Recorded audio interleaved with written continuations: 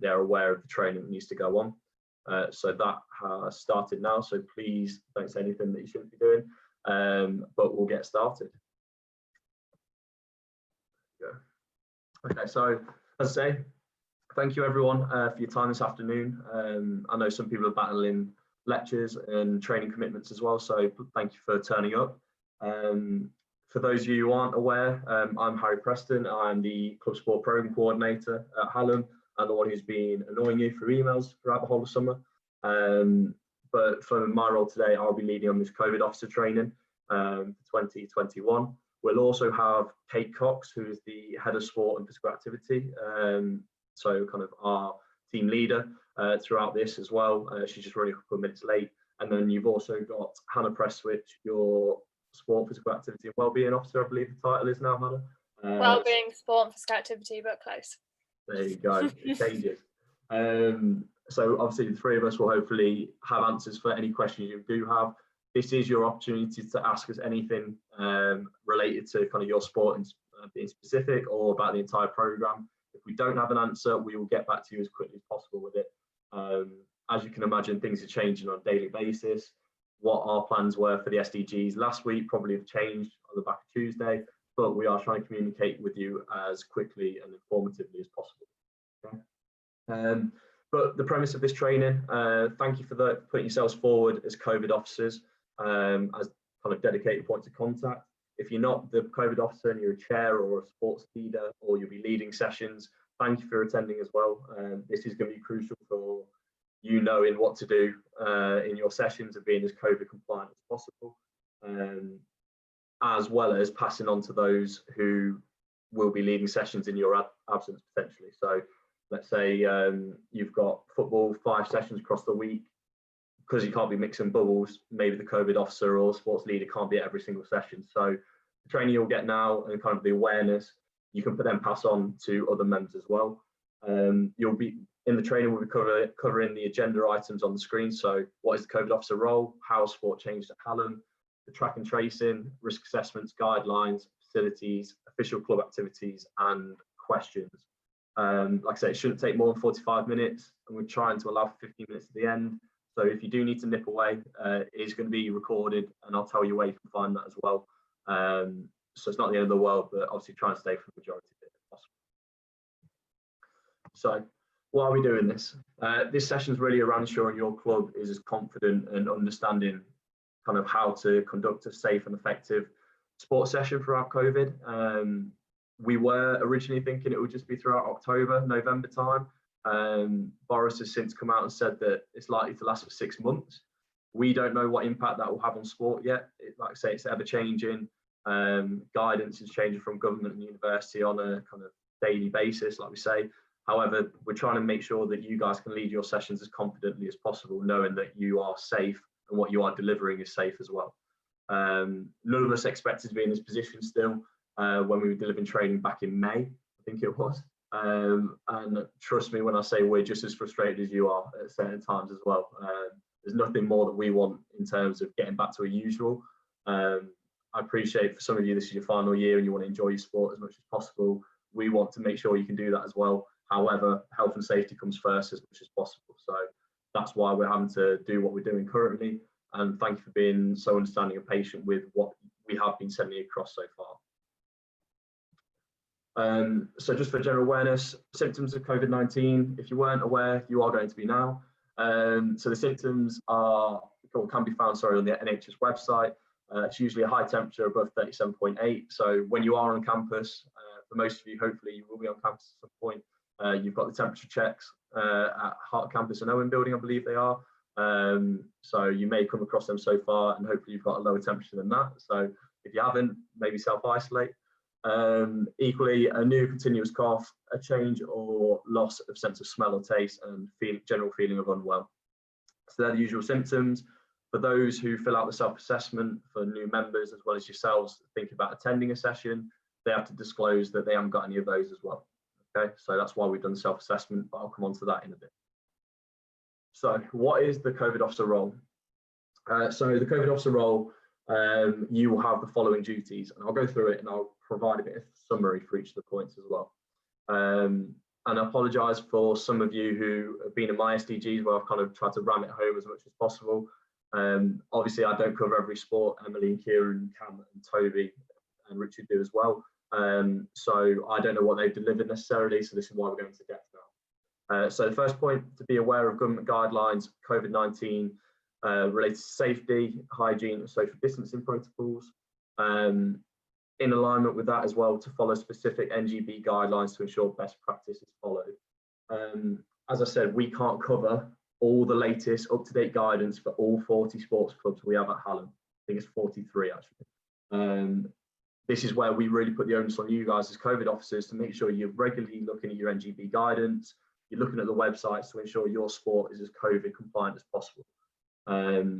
Any changes they make, they don't send through to us as a university sports department to check over. They'll literally just put it on their website or send out comms, and it's down for you guys to have a look at. Okay. Obviously, big one last week was the rule of 6 that Boris came out with in terms of indoor sports. Some NGBs are saying that they are exempt to that, some aren't.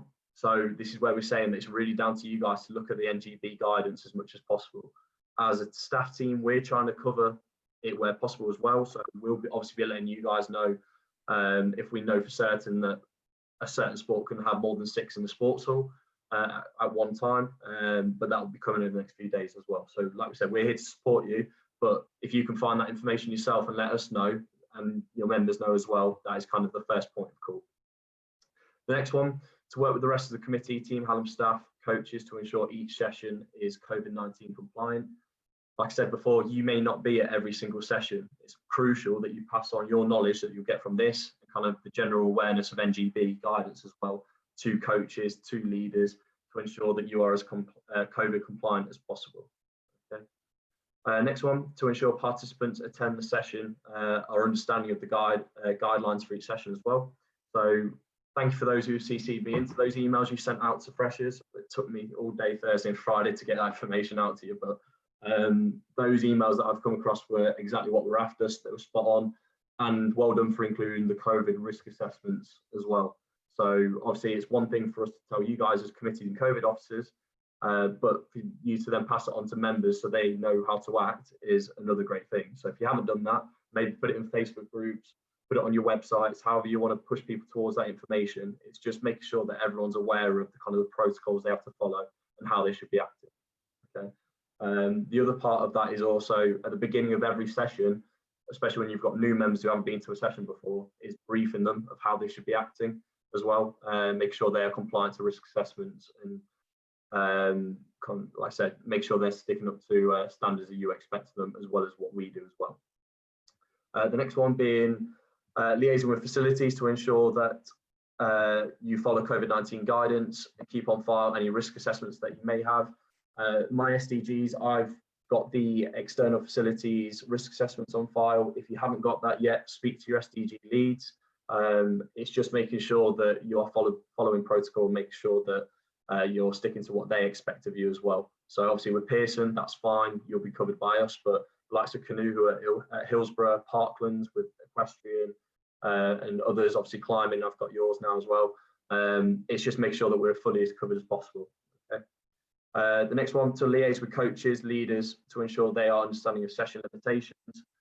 Going back to that rule of 6, if the NGB guidance says that you can only have 6 on court at one time, obviously you need to let your coaches and leaders know to make sure that they can adapt their sessions accordingly. The other part of that being about touching equipment. Not everyone at their session should be touching equipment. You should probably have coaches or specific committee leads or COVID officers yourselves being the only ones touching equipment, trying to limit it as much as possible. The next one, so ensuring no session exceeds the capacity that is deemed safe and COVID compliant. If you don't know this, please do ask us. So especially if you're at collegiate, we can pass those figures across to you.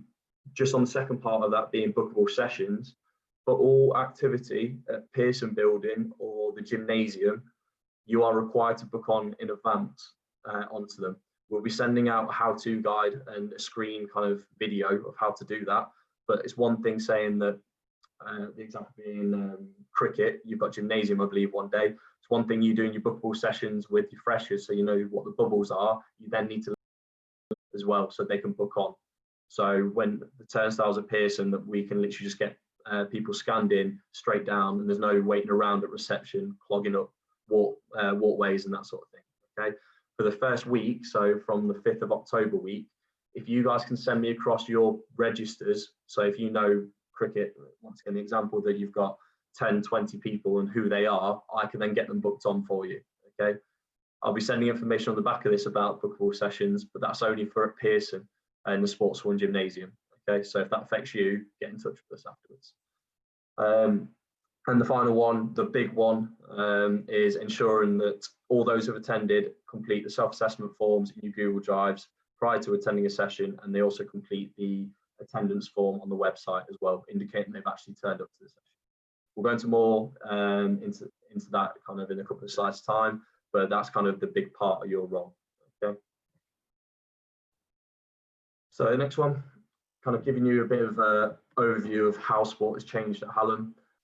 As you can imagine, things have been changing weekly, and the plans at the start of the summer have been obsolete now as a result of changing guidelines.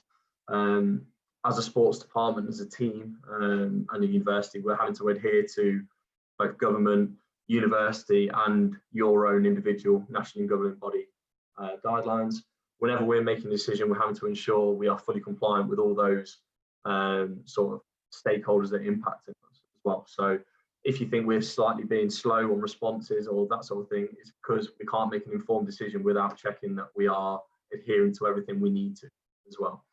So in light of all that, we are trying to be as responsive and informative as possible. So obviously, I think with Boris's announcement last Tuesday, like I said, the rule of 6, some sports are allowed to have more than 6 on the court as an NGB, but we don't know as a university within our facilities that we're allowed to do that yet. So the example I use is volleyball. Jack, your email was spot on earlier in terms of your training externally. However, as a university on our own facilities, we don't know if we can facilitate that just yet. So that's why we're trying to be as quick as possible, but we have to think about other stakeholders involved.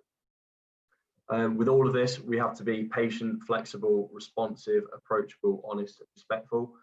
They're just a few things that we need to be, but that's kind of how we're having to go about as a staff team and as a department. Like I said, there are many stakeholders we have to think about across our whole programme. I can assure you we're trying to stick to your expectations and freshers' expectations as much as possible. However, the health and safety of members will always be our priority. So if we can't do it safely, or you're not sticking to the protocols we've put in place, activity will be ceased. It just won't happen for your sport, okay? We'll come on to that in a bit anyway. So if your clubs or individuals aren't following the measures we have in place, and we have to take action, we will remove sessions or individuals as a result. While we're on that as well, and I said that in my SDGs, we're not expecting you to do that in terms of make a decision if someone could turn up or they can't. If someone isn't listening to what you've said or isn't following your guidance as a fresher, let us know and we'll ban them completely from your sessions. Okay, we're not expecting you to kind of fall down hard on them. It's down for us as a staff team to do that, but we can't do that without you letting us know. Okay, but we're putting a lot of faith and trust in you guys leading the session during what is an unprecedented time. But we don't want you to do it alone. Okay, we're here to support you as much as possible. The final part being on this slide is operationally what has changed. In all the correspondence, and just kind of to put this out there, in all correspondence I've had with clubs and catch-ups, emails, it has genuinely been amazing. So like a massive thank you so far for everyone and your hard work, of how supportive you've been, how patient you've been with decisions as well, in dealing with the situations. When we've told you that potentially you've got sports hall from 7 a.m. till 9 a.m. and it's not ideal, or things are clashing with lectures, you've been as supportive as you can be, and you've made light of a bad situation. So just put on record, we do really appreciate that as much as possible. Like I said, we are as frustrated as you must be, but we want to get it on just some sort of sport and provision. Okay, so operationally what's changed, capacity of sessions is completely different to what it has been before. As I mentioned, indoor sport is a massive one that's been affected. Transport, hence why we've tried to move everything to collegiate on our facilities. We can't be putting buses on, you can't be sharing cars. Transport has been a massive issue in terms of getting to our facilities, but we're hoping we'll be flexible, and by November time, hopefully December, we'll be able to move things towards sports park, EIS a lot more, that sort of thing. Hence, location of sessions have changed as a result of transport. Equipment usage will change. as well. You can't be sharing loads of gear. Lacrosse, for instance, I know you're obviously going to buy development sticks so you can kit everyone out. That's great. If it's kind of cones and bibs, you can't be sharing bibs, obviously. Good examples I've had from some teams is asking members to turn up with a black and a white top, or different color, two of the different color tops, so you can at least say, look, you're wearing white tops today, that sort of thing. If you haven't thought about that, please do incorporate within your sessions. Financial implications is a big one. Obviously, we're taking a massive hit as a university this year. Memberships are changing. That has obviously resulted in a lot of things behind the scenes that not everyone's aware of, but we're still trying to put on as good a program as possible. Okay, and obviously facility usage is one that is massively changing. So, as with everything, where to find all the information. So this has been set up in the last couple of days. I've set it all up on the Team Hallam website, on teamhallam.org. Hopefully you've all accessed this before. If you haven't, please do accustom yourself to it.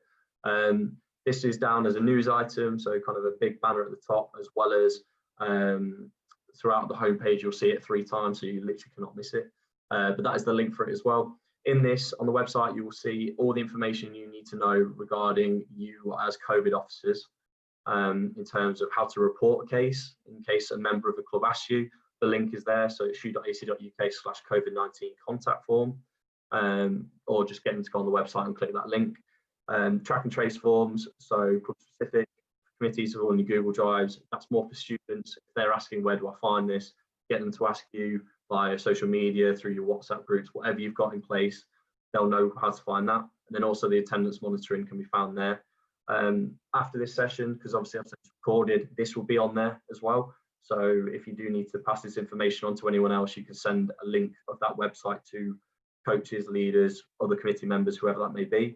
Equally, you'll also see the return to play video that Hannah has gone through with Toby, who's our member of staff, in terms of how you can lead sessions effectively. But I'll cover quite a lot of content in this as well, because it's crucial to running sessions going forward.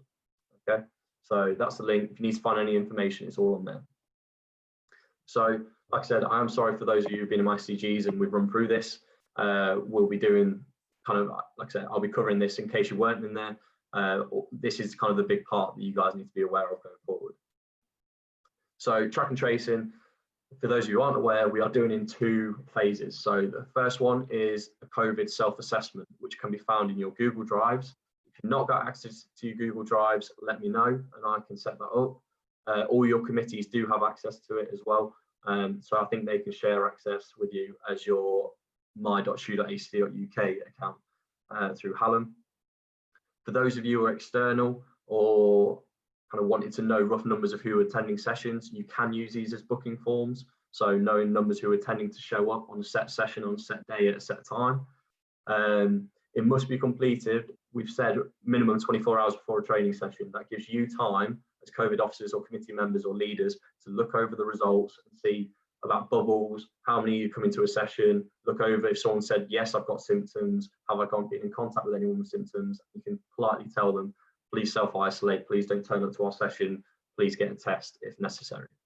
Okay, it's a declaration for students to state they don't have symptoms, so you know full well that they are turning up to the session and they are safe in doing so. Okay, and like I said, you as COVID officers or committee members or whoever you're assigning to it must check these before sessions. Okay, this is not a case of we'll do it for 2 weeks and then Harry won't ask or check so we can get away with it. If we see in 3 weeks, 4 weeks time that this still isn't being done, once again, your sessions will be cancelled. Okay, so we can't stress how important all this is going forward.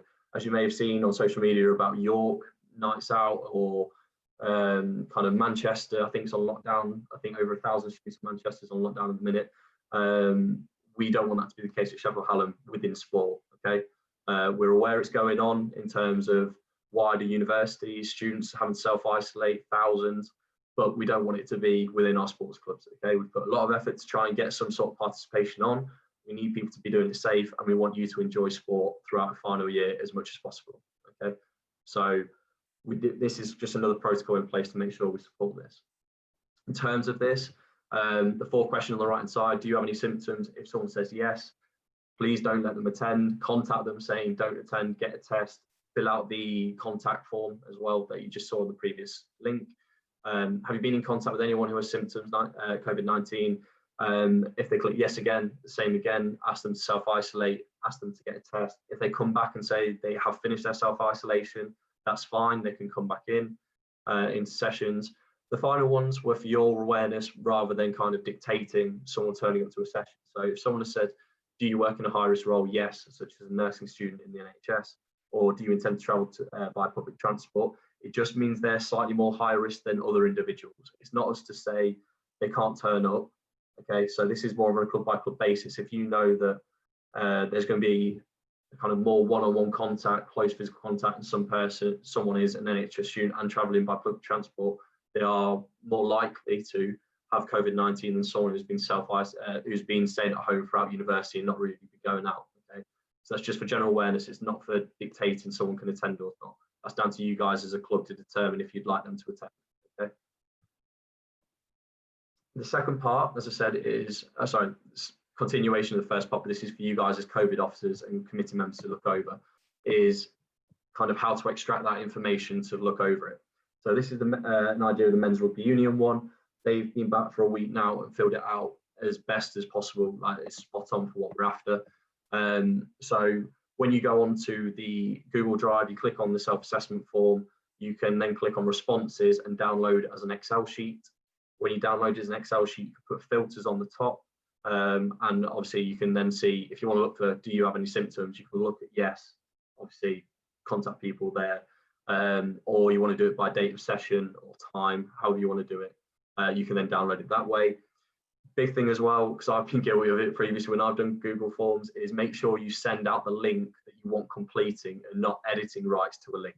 Okay, so that's why I've got that second image on the right. Is when you go on your Google form and you click send, because you want a link for it. It is that middle button, and then just copy and paste that link below. Okay, don't send out the editing link to it, because you'll end up, instead of do I have symptoms, you have someone's name in there or something.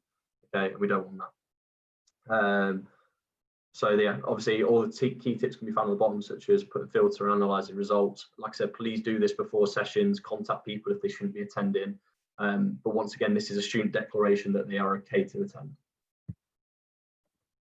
So the second part, and kind of the more straightforward one, is literally people just filling out the fact that they have attended a session. So this isn't completed before, this is complete as in like 24 hours before. This is completed when they turn up to the facility, turn up to the session. So if you've got a session at 4 p.m, they complete this at 4 p.m, not at 1 p.m. on the same day. Okay, it's on the Team Hallam website as Team Hallam track and trace form. We'll give you QR codes, we'll be sending those out, and equally at our own facilities. So obviously Pearson, Astro will be printing out posters, so people just scan them with their cameras, on their iPhones or Androids, whatever it is. Once again, only to be completed by those attend. COVID officers, committee members to oversee completion as well. Okay, so make sure when, like I said about briefing, when people come through those doors or turn up to the session, that you formally say, please fill out this form to say you've attended the session. Okay, and if someone says, oh, I've done that earlier, I'd rather you oversee it, okay, and make sure it's done, just for safety. The reason I say that is because that data then filters into the university health and safety team, who have access to the data and results. So if a case gets brought forward through the contact form saying I was a member of a certain club at Saturday 2 p.m. when we're all out of work, the university health and safety team can access that data, contact anyone who needs to isolate, so you're not affecting family members, other friends. So it's, like I said, really responsive, really quick. Okay, and once again, if we are seen to find out that these aren't being completed, we will cancel activity. Okay, this is where we're really putting so much trust in you guys as COVID officers and committee members going forward. The next one, I'm thankfully for those of you who've been into my SEGs, I won't run through all of the risk assessment. The risk assessments can be found in your Google Drives. It's called RA Team Hallam COVID-19. Like I said, it's recommended you sign it, send it out to all sign-ups. They're aware of all expectations. Once again, this is purely generic though. So if there's any NGB specific ones, such as the idea of Canoe having to isolate their boats for 24 hours after they've been bleached, that's not being included obviously within this generic one. So you do need to have a copy or additional parameters in place for certain sports. another point of you as COVID officers, committee members must check these. It's purely just linking in with the NGB specific changes. Okay, so if an NGB in next week turns around and says we need all footballs bleaching every half an hour, that's something you need to be aware of going forward. Okay. So the next one, and I apologise if you guys have seen this in the return to play folder that was sent out by Ryan a few weeks ago, but this is equally involved in the video that Hannah's created alongside Toby, but not all of you would have access to it as COVID officers. Okay. So before every session, safety briefing needs to be undertaken, ensuring everyone understands the measures and will follow those throughout the session. It's not necessary to do this at the start of every session, only those who are obviously new to the session. Okay, so if we're 3 weeks in and you happen to deliver the safety briefing, we're not asking you to do that. Okay, only if there's new members who are turning up to the session. When traveling to a session as well, it's important that you do the following. So minimize travel via public transport and follow any guidelines. Carpooling is limited to your household or support bubble. I don't want you picking up the rest of your team to get somewhere. It's purely if you're in the same household of them. Okay. Wearing face masks when traveling and walking to activity areas, especially when you're on campus. And finally, avoid congregation at car parks or on the kind of when leaving facilities or attending facilities. Most of them will have one-way systems, and they all recommend that once you finish your activity, you disperse, you go home. We don't want you talking about what you did over summer or how good the training session was. Please do that all online. Okay. Next one. So once again, this is still before. All equipment must be cleaned, disinfected before every activity. We'll provide kind of disinfectant and sort of items and requirements for you guys as clubs. In the SDGs, we established that, so we have that record. It has been ordered. We'll then sort out, how you can collect that next week, ready for your sessions to go ahead. If you have any issues with that, please obviously just contact us and we'll give you an answer or a slot of when you come down and pick up anything regarding that. You must wash your hands, or if possible, sanitize your hands on arrival. The big thing for me is when you communicate out to freshers, if they've got personal hand sanitizer, just tell them to bring it along. It's just probably safer to do so. Most facilities will obviously have hand sanitizer on entry and exit of facilities. Following their risk assessments, they'd ask people to follow and make sure they do that on entry anyway. So just make sure that people are aware of what they have to do on arrival and when leaving. The next one, use of change rooms, toilets. Access to change rooms may be inaccessible or limited. This depends on each facility, obviously. Please turn up in your kit that you are required to play in to start your activity. Toilets will be accessible, but again, this will be on a limited capacity. Okay, this is once again being aware of what your facility is asking of you. So I know when I met up with water polo, where they're going to Healy, they're going to recommend that people arrive in the kit, but then afterwards they can get changed and kind of dried off and everything afterwards. Okay, it's just trying to limit those contact times down as much as possible. During personal items, so bring your own water bottles, store in your own bag, keep them socially distanced away from others. Hand sanitizer will be available at indoor venues as well as outdoor as well. If you need anything else regarding that, please inform your SDG lead. And then obviously it goes without saying, shouting and spitting is a must know. Please don't allow people to be spitting everywhere or excessive shouting. If people are still seen to be doing this, let us know and we'll remove them from activity. Okay.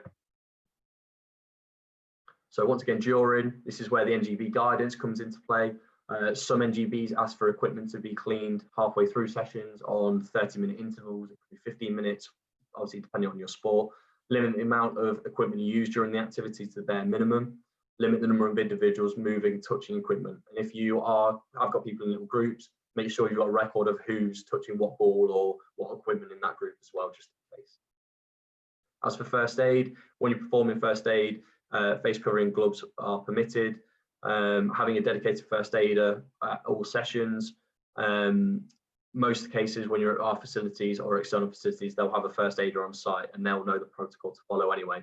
But if, for instance, you're at the Astro at Collegiate, run down to Pearson Building and we'll send up a first aider there as well.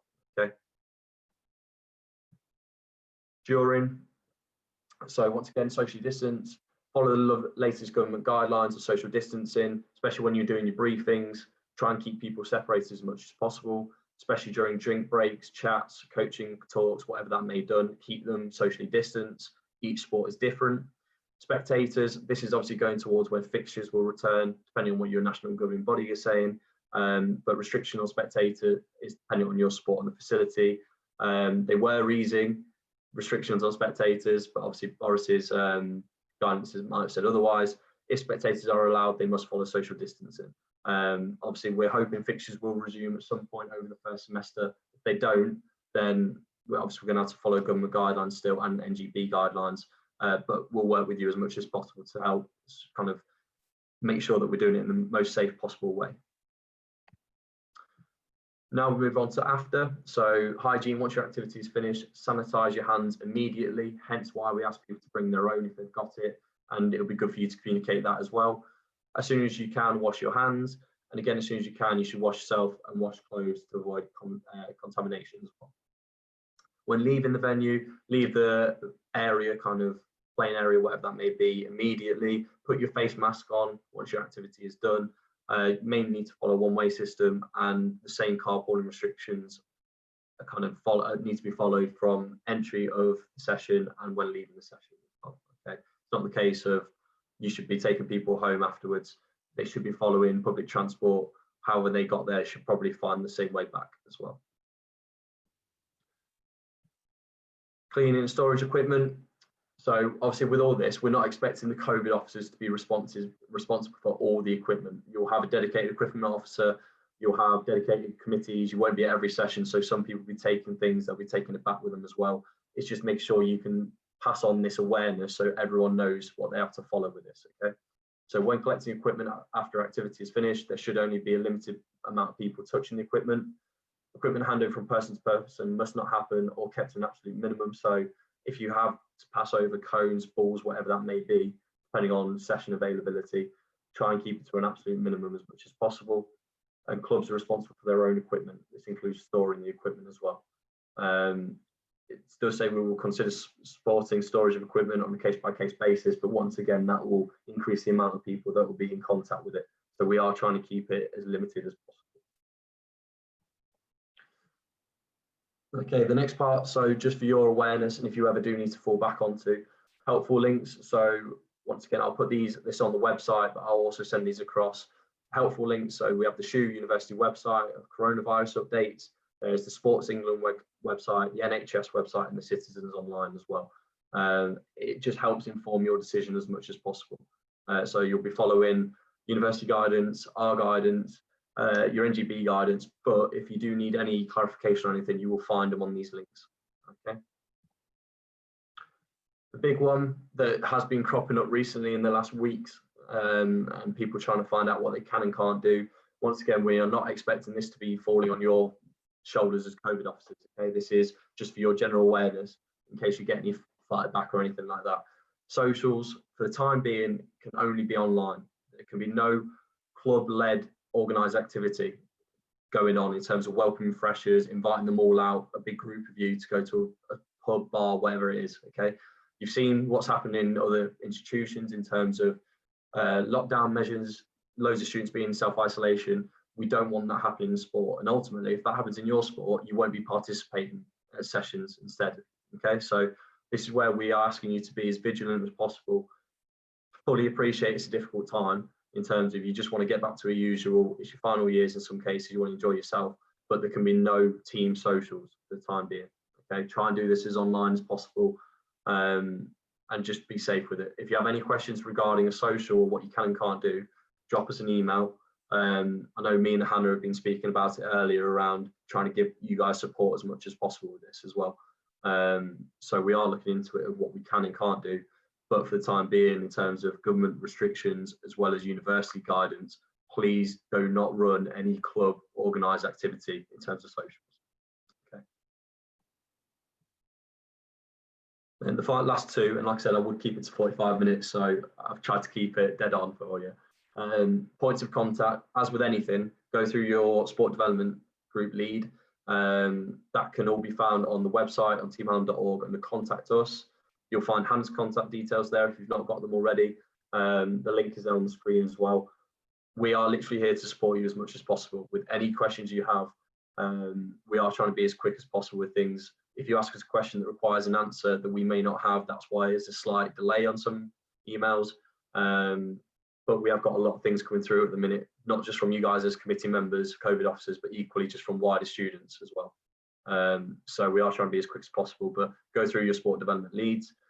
And then the final part, that is what the form looks like in terms of COVID reporting. The link is once again there. Once again, if there is any cases or a member of your club discloses to you saying, I think I've got COVID, I've got symptoms, we are aware of people thinking they've got symptoms already in a couple of clubs. We have sent them the correct guidance. Follow that link, fill that out. A member of the staff university team will be in touch with you regarding on how you fill the answers out as well. And they will take it from there. That is not down for us to kind of provide one-to-one support. There's a dedicated university team to do so, but we are here to support you with that kind of communication of information. Okay. What I would say is on, like I say, on Facebook groups, on chats, whatever it is, it's just making people aware of that link as much as possible. Okay, so if people do need to raise a case, they have the correct link of how to do it quickly and efficiently. Okay. So, like I said, under 45 minutes. So we've got 15 minutes off for questioning. I know some people have got to leave because of lectures, so thank you for your time with that. But just kind of rounding off the message, thank you so much for attending. Thank you for your patience and kind of being so responsive to what we have said is in place across the board and across the programme. We just want you to be safe as much as possible. We want to play sport, we want to be participating, getting back to a usual. However, we can't do that unless health and safety protocols are met. We want you to train, we want you to compete. But, and this is kind of really what I can't stress enough, is do not do anything you're not comfortable with. Throughout all of this, we've never been in a predicament where COVID-19 has existed before. We're learning just as much as you are in terms of when you're leading sessions, how to deliver things as well. Ask us first about guidance, advice, whatever that may be. Don't be scared to kind of drop us a message, either that's obviously via email, via social media, or through Team Hallam, whatever it could be. Ask us before you, if you don't feel comfortable with something, before you make a final decision. Okay. Like I said, we're just here to support you as much as possible. And then finally, and kind of that's why I'm rounding this up, have you got any questions? So if you've got any questions, put them in the chat function on here. I can see there's a few already, so I'll go through those in a second. If you've not got any questions or you don't receive the answers, feel free to leave. Thank you for your time. I would recommend you stay, obviously, just for the last few minutes. But we do appreciate you looking through it. That link on the university, on our Team Hallam website of COVID information, will have this information on as well. So if someone couldn't attend or you want to pass on to a coach to be aware of, please send them that link. But I'll go through some of the questions now. Oh, Hannah, you can jump in here. So I've just seen, go on. Just around if you do have symptoms, and then if you do have a positive test, please make sure you fill out that form. The university have put a lot of things in place to be able to support students. So if you are struggling in any aspect, please make sure you get in touch, because we're here to help, and if you are struggling, contact me and stuff. But there will be food packages and etc. available if anyone doesn't have a support network. I think on top of that as well, we've created a sport and physical activity isolation pack as well. So if someone does have to self-isolate for 12 days or whatever the guidance is, they can still kind of have resource to make sure they do stay physically fit. And obviously sport's not just about being physically fit, it's about the mental well-being side of things as well. Hence why we don't want sessions to have to be cancelled. We want to make sure people are safe and can turn into a session knowing that they aren't going to be at risk at all. Okay, so that is on offer for people if they need to. Charlie, so we're making sure the amount of people to a session is deemed safe. Does this include any committee members, coaching staff that may be attending on the side of the playing field? It does. It does. So if the capacity of, I think we've just got Sheffield High School training slots as well. So let's imagine that was 30 on the Astro at a time. If you've got 2 coaches there, that then drops obviously sign-ups to 28. So if you've got committee members who are helping lead a session or coaching, they are included within those numbers. And that's capacity for anyone who's on there. You said you have to pre-book the sports or etc. Do we have to pre-book the Astro? No, the Astro does not have to be pre-booked. It's only for the sports hall and gymnasium, through the card system, the barriers. It's just so we've got access there, because we don't want people clogging around the entrance. Sports hall, the Astro, you'll know the Sports Astro, you'll know the capacity of it based on what Cam would have said, Charlie, in your instance. So therefore, numbers wise, you know who's attending at that session, and you'll be instructing who isn't at that who isn't within the bubble that you've created to not attend. Okay, we don't expect them to go through a barrier at Pearson to then go up to the Astro. Jack, any track and trace stuff we have to fill in for the S&C sessions? Once again, that'll be through Bookable, but Mike will contact you about that, especially through performance athletes, performance teams. When S&C becomes available for the wider students and sports teams, we'll obviously give kind of more information around how to do that. But for performance athletes, performance teams, you'll have to book in still to access S&C sessions. James, would we be able to take spectators to our events, i.e. Kings? That will purely be down to when the events take place. I think we mentioned that in our SDG around if it is safe to do so, and government guidelines and travel guidelines allow us to, and obviously a risk assessment is filled out as much as possible, then we'll have to look at it on a case-by-case basis, depending on what the wider society allows for. As of right now, the guidance would be no, not to allow spectators. Would we only be allowed to take the first team? That once again, that's something where we need to weigh up about transport, where the venue is, kind of numbers and capacity, and see their risk assessments from Kings as well. I think when we mentioned the SDG, as long as everything's in place, I'm happy to support you doing that. But on the census right now, across October time, we're not allowing trips or events to occur. So it depends when Kings are allowed, making sure that their things go ahead as well. Okay.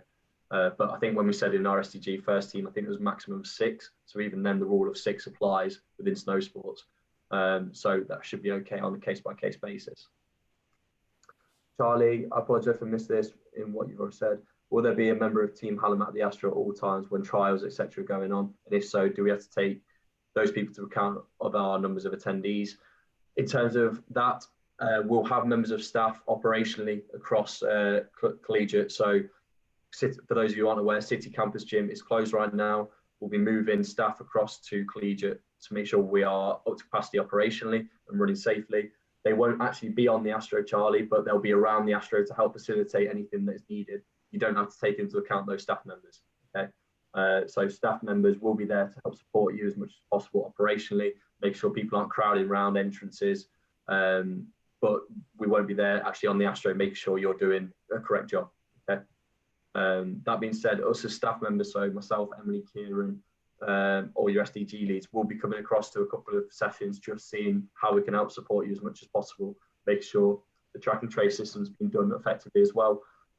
So if you do see us, we're not here to try and catch you out. We are literally here to try and support you as much as possible. Okay. But Charlie, going to your point, no, you don't have to take into account staff members on the Astro. It's purely coaching and people facilitating, participating.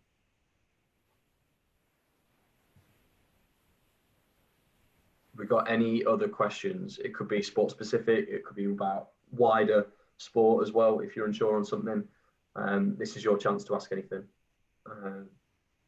Equally, we just want to make sure that, obviously, for those of you who are back already, I've looked at the results, you've done it great. I know from my point of view, netball, rugby union and hockey have gone back and filled out everything I could have asked for. So thank you for that. If you are unsure or anything, ready for return to activity across this week or next week, just get in touch with us and I can run through a quick 15-minute phone call with you or something around how to do track and tracing. But you've got this to go back on now. Like I said, it'll be on the website later on today. No, tomorrow, sorry. I've got to get it on YouTube first. So if you do need to access it, you can do. Okay.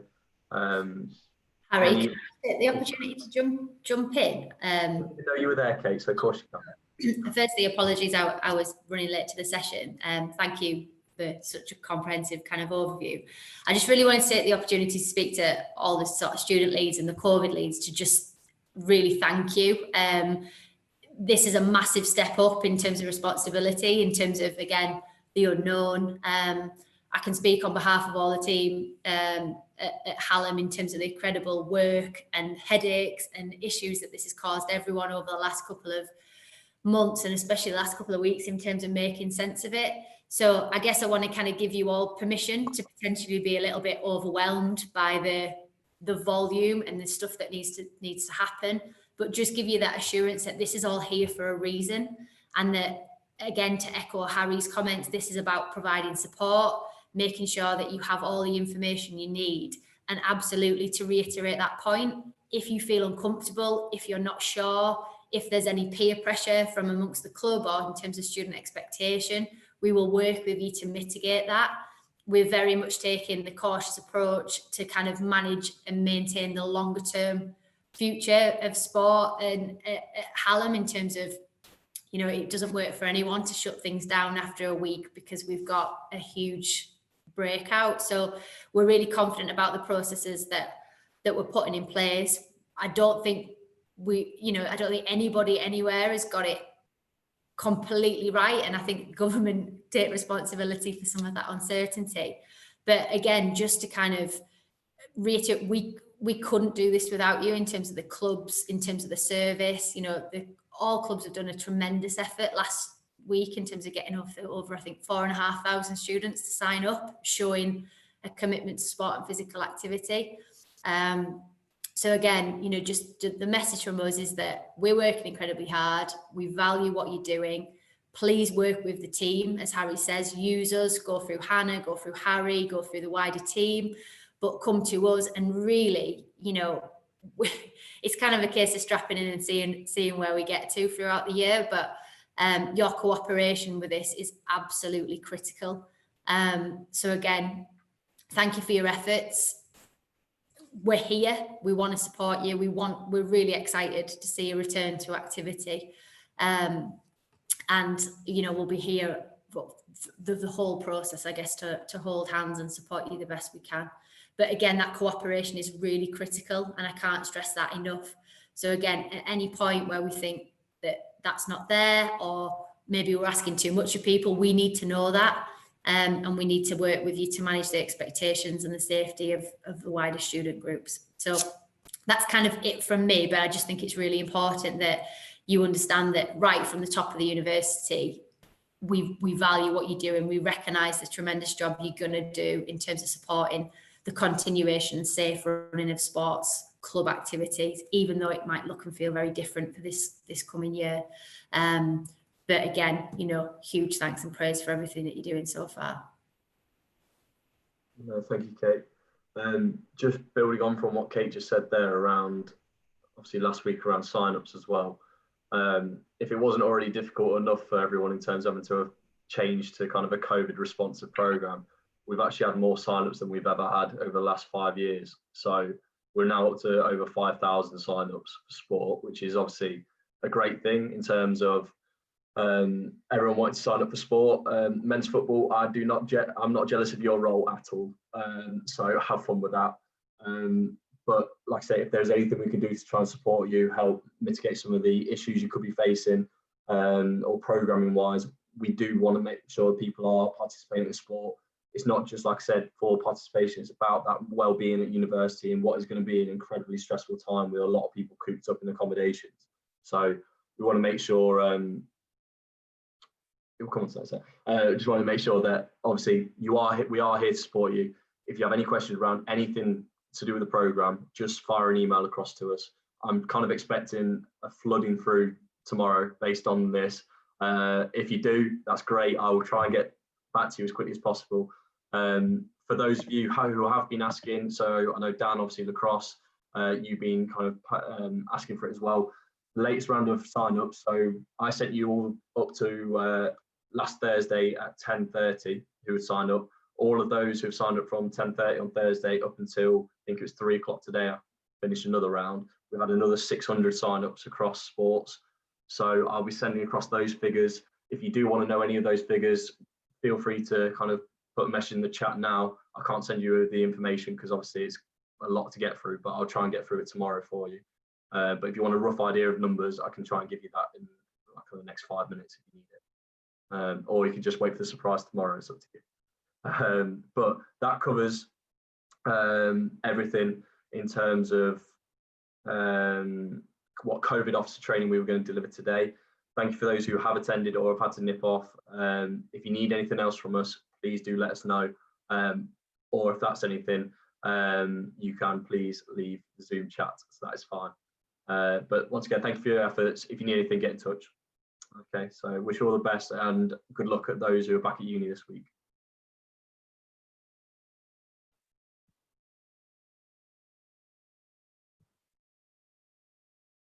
Okay, I will stop the recording and then I'll answer your questions.